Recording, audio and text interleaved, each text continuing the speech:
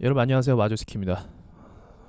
오늘은 딴 게 아니라 진짜 말도 안 되는 상황이 지금 이 시츄에이션이 연출이 돼 갖고 제가 좀 이거는 얘기를 해야 될 것 같아서 영상 올립니다. 뭐냐면 다름이 아니라 법무소 거래소 폐쇄 어제 발언했었잖아요. 근데 이건 이제 그렇구나라고 했었어요. 어제 생각은. 근데 이제 뉴스를 보시면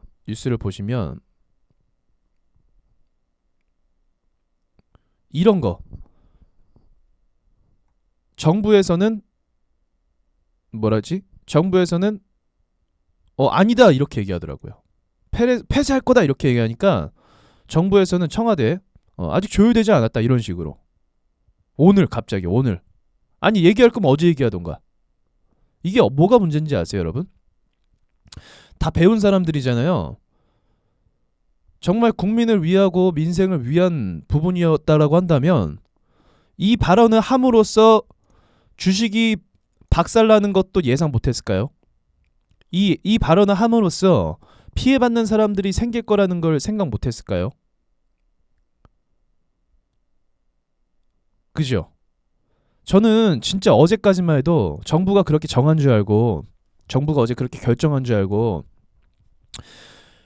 정부에 세게 나오는구나 이 생각했었어요. 근데 오늘 아침에 기사를 보니까 야 우린 아직 그런 거 없다. 아직 하시기로 결정된 게 없다. 이렇게 얘기하니까 이거 진짜 웃기더라고요. 진짜 웃기더라고요. 정말 이게 국민을 위한 그 발언이었는지 아니면 진짜 막말로 좀 나쁜 말로 지가 밑에서 이거 받아 먹으려고 그러니까 무슨 말이냐면 자기가 그 발언 해놓고 자기랑 연결된 사람들 이 주식 사는 거죠 바닥에서. 그래놓고 이거예요. 발언한 다음에 주식 사고 그러니까 저의 추측입니다. 주식 사고 다시 이제 정정 발언하는 거예요. 아니다 정정 발언 너무 경솔했다 죄송합니다. 고개 한번 숙이고 땡 그럼 주가 다시 올라가요. 그러면 여기서 털었던 사람들이 주식 받아 먹은 그 사람들은 시세 차익 얻을 수 있습니다. 예전에 그 아싸 이희진 씨 사기 혐의로 이제 잡혀간 그 사람이 한 행동이란 만약 똑같을 수도 있어요. 이게 뭐냐? 일부러 자기가 먼저 사놓고 그 남들이 살 때 팔아버리는 행동. 근데 그 과정이 정상적이지 않은 거. 그 과정이 의도적이었던 거. 그게 사기예요, 사기. 근데 물론 알 수는 없겠죠, 우리가. 알 수는 없는데 저는 이렇게 생각하는 거예요. 아니 법무부라고 한다면 바보들도 아니고 그것도 이제 그 기자회견으로 했었잖아요.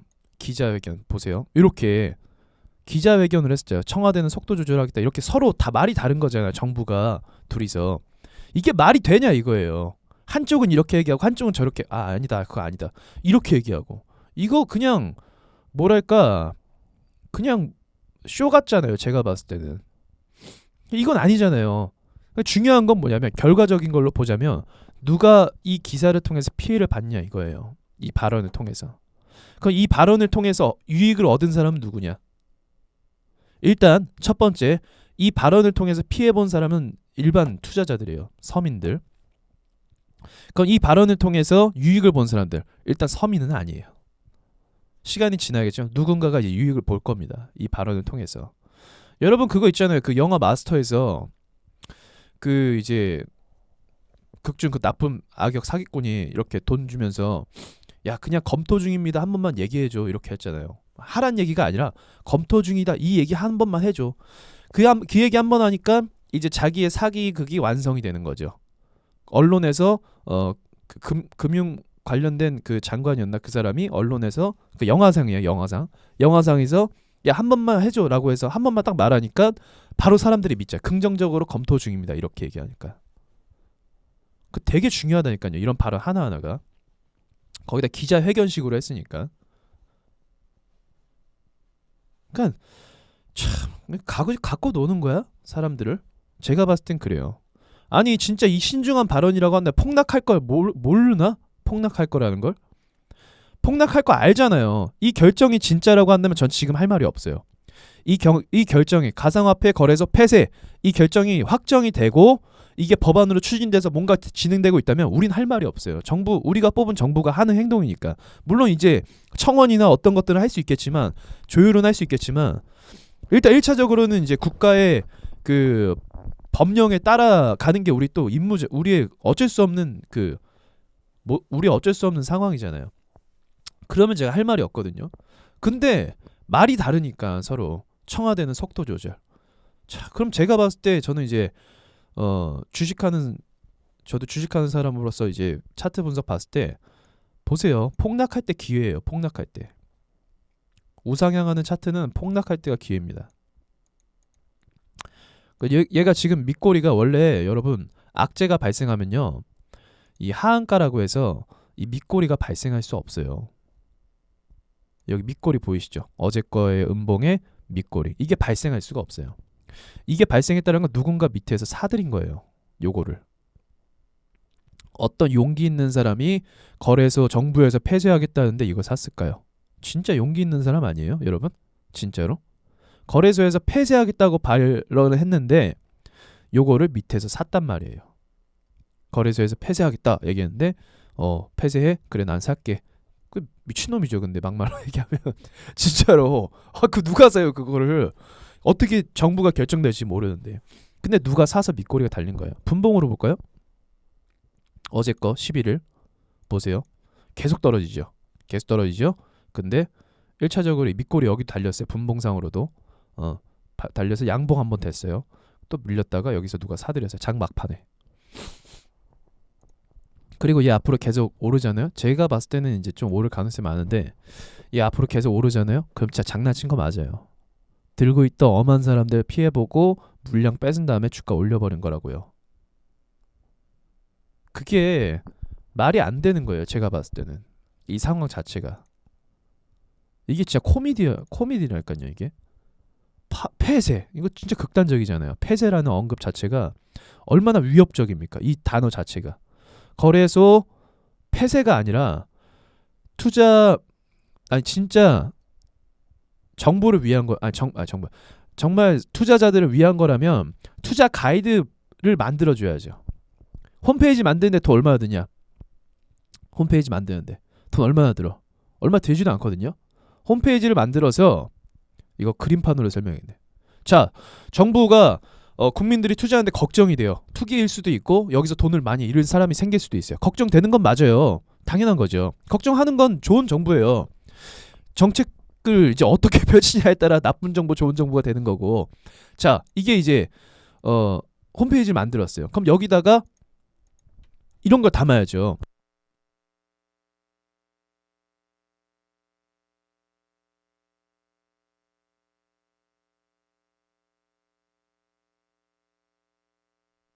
최소한 이런 가이드 정도는 먼저 틀고 시작을 해야죠. 이 가이드 정도는. 그러면은 순서라는 게 있잖아요. 모든 일에는. 이 가이드를 만들었어요. 뜨자마자. 그럼 우리가 이거를 먼저 정부에서는 우리 이걸 발표했습니다라고 얘기할 수 있어요. 국민들한테.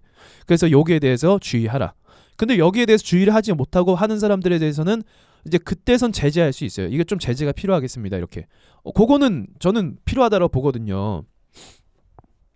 만약에 그 도박이 합법화되고 막 그러면 뭐 자기 돈으로 자기가 하는데 뭔 상관이야 이렇게 할 수도 있잖아요. 근데 자기 돈으로 하는 거긴 하지만 그게 2차, 3차적인 피해를 계속 낳기도 하잖아요. 노름과 도박이라는 게 가정을 파탄시키고 한 사람이 계속 거기에 중독성 때문에 몰락하는 것도 사실이잖아요. 끔찍하거든요. 도박 중독이.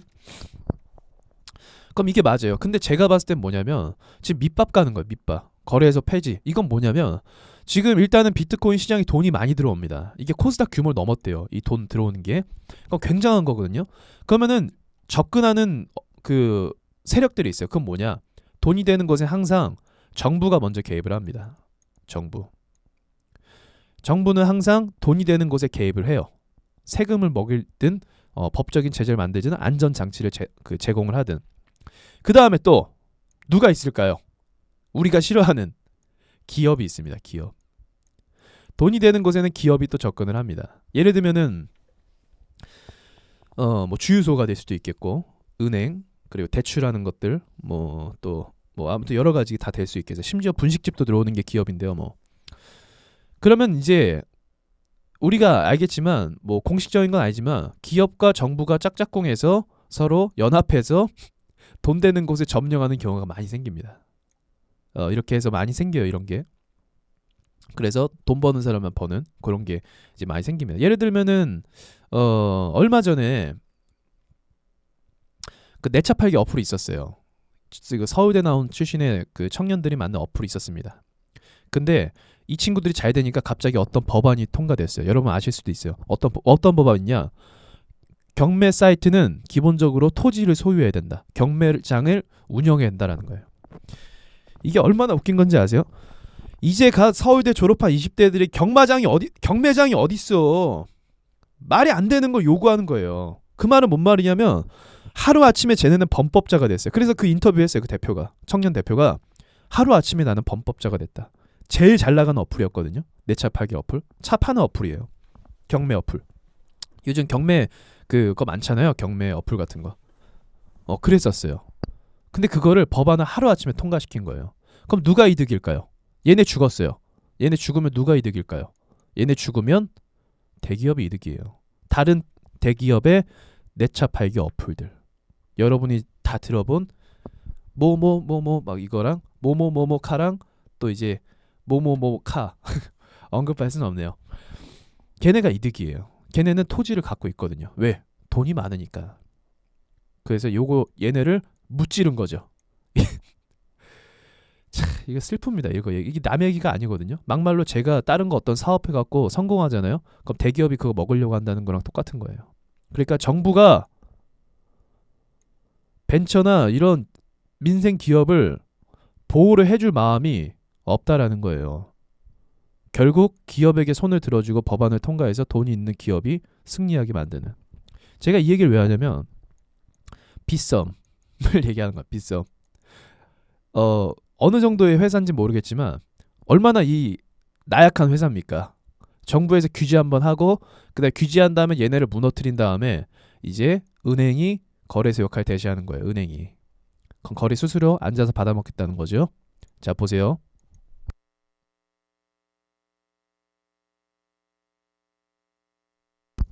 보이세요?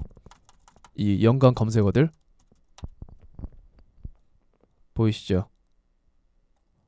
이제 서서히 도입해서 일단 하고 있는 애를 나쁜 말로는 조져야 됩니다. 나쁜 말로는 조져야 돼요. 없애버려야 돼요. 얘네를 사람들이 하고 있는. 그래서 대기업에서 이제 나와갖고 뭐 수수료 저렴한 뭐뭐뭐 은행 하면서 막 그 연예인 한 명 따봉하고 있고 광고에서 연예인 한 명 따봉 시키고 있고 그런 식으로 광고에서 이제 자리를 잡겠다 이거죠. 그러니까 제가 생각하는 시나리오예요. 늘 이렇게 우린 당해왔거든요. 이게 제가 생각하는 시나리오.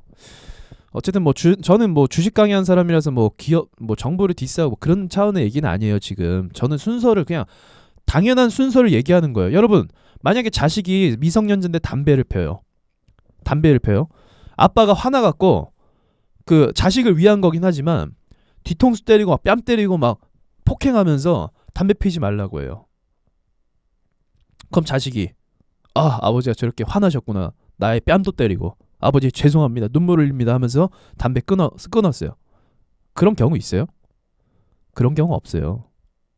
애가 애초에 담배를 왜 피기 시작했는데 부모의 무관심 때문이거든요. 부모의 무관심 또는 관심이 있었지만 애가 잠깐 탈선할 수 있어요. 잠깐 담배는 필 수 있어요. 그럼 그때 어떻게 해야 좋은 부모일까요? 그 아이가 어떤 고민이 있었나 일단은 먼저 문제에 대해서 접근을 해야죠. 무작정 뺨 때리고 했는데 끊는 그런 문제가 아니에요. 아이가 끊고 싶게 만들면은 일단 자기가 그 관리를 못한 자기 스스로를 책임이 있어요. 부모로서. 그걸 인정해야 돼요. 그걸 인정하고 그 다음에 풀어나가야 되는 게 순서입니다. 인정할 건 인정하라는 거예요. 정부에서 비트코인 이렇게 된 거 인정할 거 인정하라는 거예요. 인정하지도 않고 무작정 규제하겠다.